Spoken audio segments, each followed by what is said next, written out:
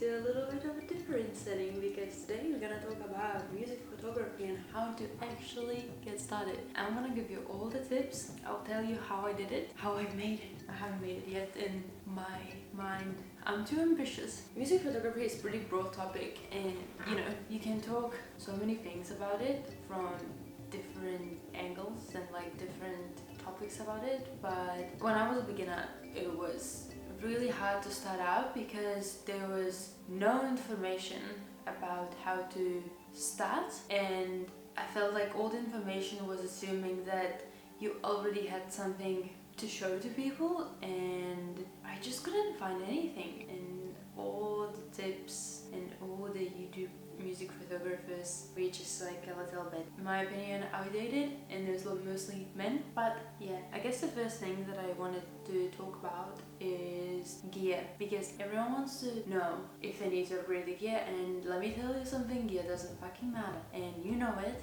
everyone knows it, yet they still want to make sure. So I'm just making sure that you know that it doesn't really matter.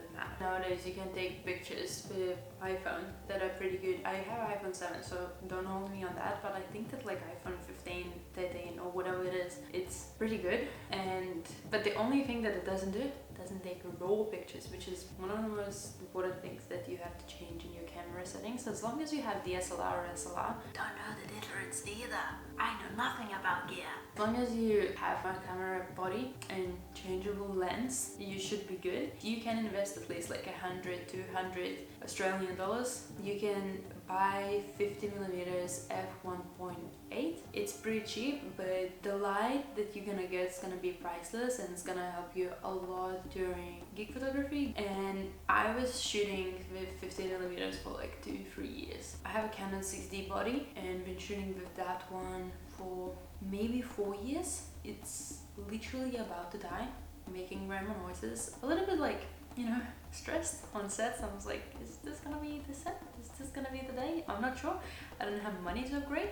I literally last week bought Tamron 2470 f2.8 lens because I used to just hire it. And that's another thing that you can do. If you don't have lenses and you don't have money to, buy lenses because they're really expensive, you can just hire to understand what you really like. And if you find people, if you don't hire from companies that charge you too much money, you find people and you can make connections and become constant client. They might give you discounts, and you can pay like, at least I used to pay like $30 for one day of hiring a lens, and it used to work out because I was not able to save, I needed to live and all that stuff. But finally I really wanted to buy Canon 2470, but it's 2.5 grand, and I was like, I know nothing. Like, I see no difference in those lenses as long as it gives me wide and zoom, and it's f2.8.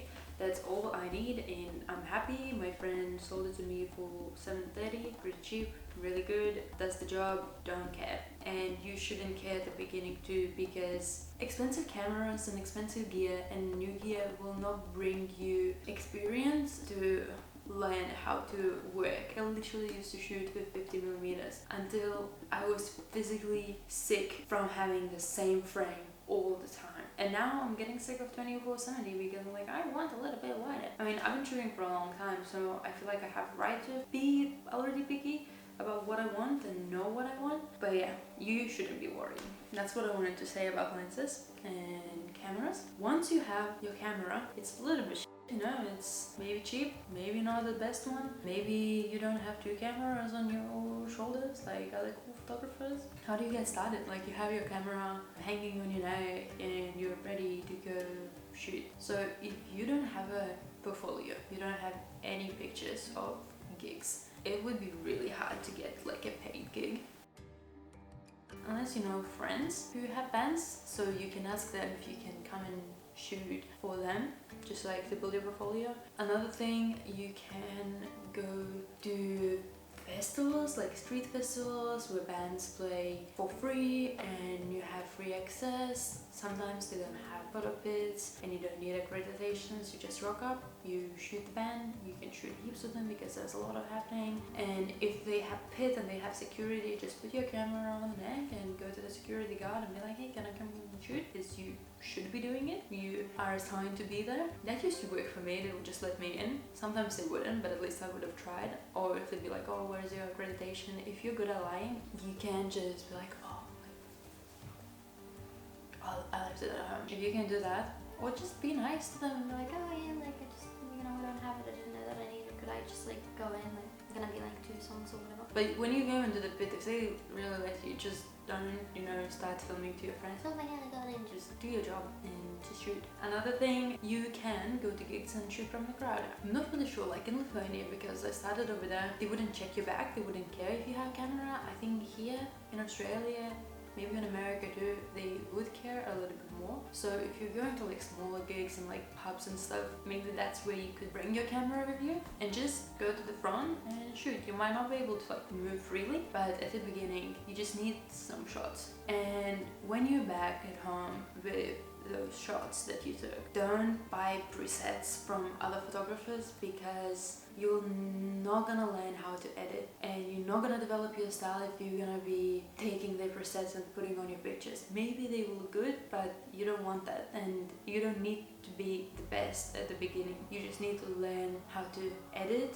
and you need to shoot a lot, and that's what's gonna bring you to getting clients that want to shoot with you, because you're gonna have your style and your actual work, and you'll know what curves are doing, how they affect the picture, your colors, color combinations, what to mix together. It requires practice, and my hands are doing everything. I'm passionate about this because I want to tell you everything. Yes, just edit yourself, experiment, push it too hard. Looks unnatural? Maybe that's good. Maybe that's gonna become your style. I couldn't make it natural, so I made it unnatural, and now it's just like weird.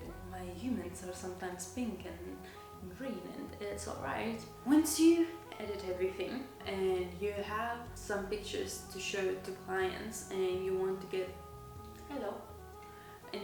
the paid ones, I think it's really important to have a website, and the earlier you have a website the better, because look at the website as it is a piece of art as well. It's not just a place to throw your pictures in whatever order and have them messy in there. No one's gonna look at your website then. It's like an exhibition, it's like digital exhibition. You have to impress people with your website. Sure, you can have Instagram. Websites cost, so maybe at the beginning you don't have money to invest and you don't want to do that, but I think they're really important, and the earlier you start building a website, at the beginning everything's gonna look shit.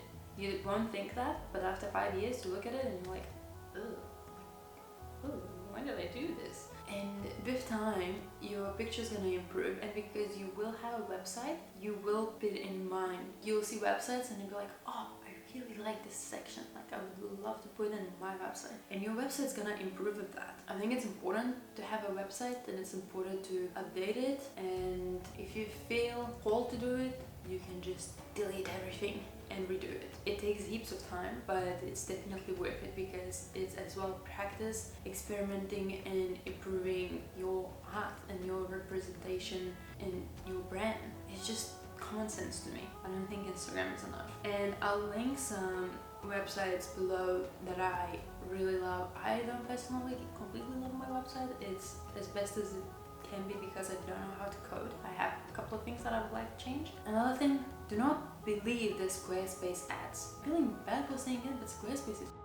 And I use Cargo Site. It's not, video is not sponsored, but it's the best because they allow you to do anything you want. You can code yourself, you can put anything, you can change. It's very easy to use, and it's way cheaper than Squarespace. And you can have shops in there. It's just beautiful, and like all the websites are actually pieces of art and not just like copy paste boring stuff. But let's keep Cargo Site as a niche thing because it's really cool and you can be cool.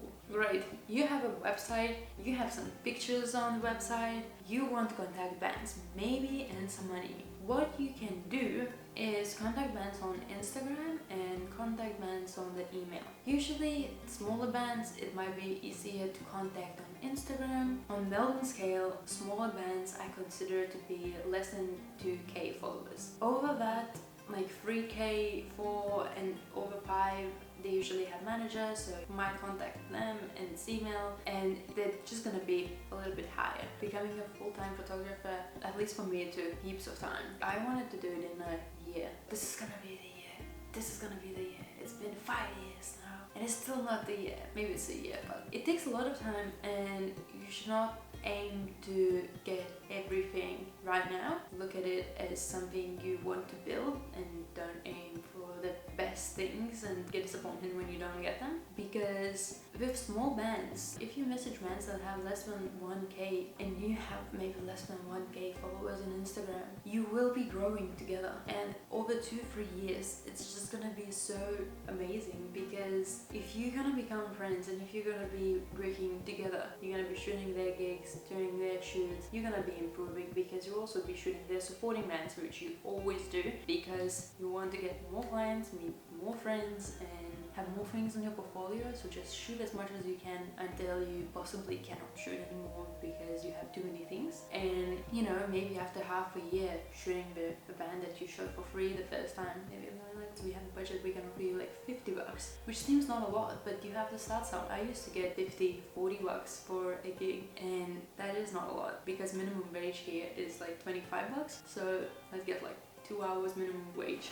But yeah, I didn't care. Like, I was like, oh my god, money. And I would pay $30 for my lens to hire. So yeah, and what you do is, you know, there's like newspapers, websites and magazines that have all the gigs written down. Look at the gig list for like upcoming 2 weeks. Check those bands and check if you like them, because it's important that you like the band, and message those bands being like, hey, my name is Aneta, I'm a music photographer, I would love to work with you. Do you have any gigs coming up? This is my website, this is my Instagram, whatever. And they do have gigs coming up. Maybe they are looking for a photographer, maybe they don't have a budget, maybe they're keen to meet you. That's how you land gigs. That way I was able to get 2-3 gigs a week. I made sure to shoot support bands as well, and I think back then when I was doing that, I was asking for money. Keep in mind that I was starting out in Australia, so I was not really sure how to, like, I was very anxious of messaging and like offering my services and asking to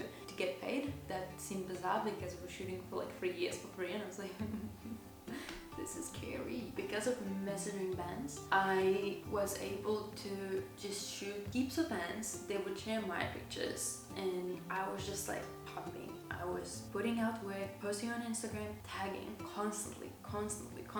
And then after a couple of months, I would get bands to contact me. And I remember when bands would not message me on Instagram, but message me on email and be like, hey, we are band, we're having a gig at this place, then what are your rates? Like, we would love to have you shoot. To get an email, not an Instagram message, is groundbreaking, because they think that you're professional. Instagram for me is like, oh yeah, like super casual, which is good when you're starting out. When they ask me for my rates, I would tell the rate that I want to get paid, but I would always be open to negotiate. I understood what it means to be a broke artist, and I wanted to make sure that I can work with bands that I want to. And I've been working for free for so long, I don't mind if they're gonna negotiate $50 or like $100 off my price, even if I'm be like, oh, I'd like to get $250 for a gig, and be like, oh, we only have like $150. I'd be like, deal.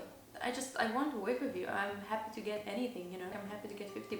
$250 maybe is my ideal price, but you know, I'm open. If I don't have anything else on that day, I'll take anything. I was working heaps like that. Then COVID happened. I was really afraid that everything's gonna go south. I felt like there was this acceleration of things happening, and I was like, I'm there. I'm there where I want to be, and just COVID. After the lockdown, I just got heaps of emails and messages. Let's do this. Are you available on that day? Do you want to shoot this? We'd like to work with you. That was amazing. I was so happy. I would get emails from managers. Hey, we have this band. We want to shoot with you. They have this budget. And I'd be like, this budget is literally what I want to get paid. And they're offering me that. That means they believe that I'm worth that. And I believe that I'm worth that, and it feels absolutely amazing. I'm at the moment have Monica, who is my friend, but she also is studying at uni, and she's doing an internship with me and helped me to communicate and reach out to bands. So we've been looking for bigger bands, having a list of them and messaging, emailing them. I don't message bands that I don't like because it's important for me to like the band, and some of the bands on the list are actually the dream bands that I would love to work with. And it's not only about them loving you, it's about you loving them, and you have a right to reach out to them and offer your services because maybe they've never heard about you. So we're doing exactly that. And some bands message, yes, let's do a shoot. Some bands would be like, oh, absolutely, but I don't have a budget. Other bands would be like, no, we're not interested in the moment, thanks. We message Ethel. Yeah, we emailed them and they're like, yeah, no, we're not interested at the moment. A little bit shattering. It's like, I really wanted to work with them. I've been listening to them for a while. That would be such a dream. And I know maybe it's not yet. Maybe they're too big for me at the moment. Maybe, maybe they have their own photographer. Maybe they're not interested. But at least they know now. That's so fine. Like, there's gonna be bands that will reply to me. And there were bands that replied to me, which is exciting. Reach out to bands. And literally, that's how you do it. This whole thing took me like 4 years, 5 years, and I'm still not where I want to be. I know that I'm gonna be maybe in another 5 years. By 28, I think I could be where I want to be. I'm happy where I am. Sometimes I get really, really sad and I cry that I'm shit and I'm not doing good work and why I can't make these beautiful pictures that photographers with 20-year experience are doing, and I hate my life and I hate photography and I hate everything. And then the next day I wake up and I go to edit and I'm like, yeah, fine, maybe I am doing something good and I will get somewhere and do my dream jobs. That's about it from me. Yes, just shoot heaps. Be passionate about what you do, yeah, and you'll get where you want to be. But it takes time. Don't expect it to happen overnight because you might be disappointed. You might be lucky, or you might be disappointed. One more tip, fight for your style. A lot of times I felt the pressure that I'm doing a little bit too much and I wanted to tone it down. A lot of photographers do it very nicely, very naturally, and I was like, I'm not doing exactly that. With my style, I was not able to land gigs like event photography, wedding, or whatever, like these things that bring money. But I was fighting to establish my style, which in the future would have more money value and be more original than just blending in a crowd and getting the cash. So it's important to understand what you want and why you're here. And if you're here to create art, then to not expect to have a lot of money at the beginning. If you're here to make cash, well, just blend in and be as everyone. Or find different techniques to get the money and develop your style. You might be better at it than me. I'm pretty shy. Anyways, goodbye guys. If you like the video, subscribe, like, all the drill. And I'll see you next week with something else, maybe. If you have any questions, let me know in the comments below. I'm happy to answer them. If you want to ask about my textures, they're all on Google. I love you all. Thank you very much for joining me, and bye.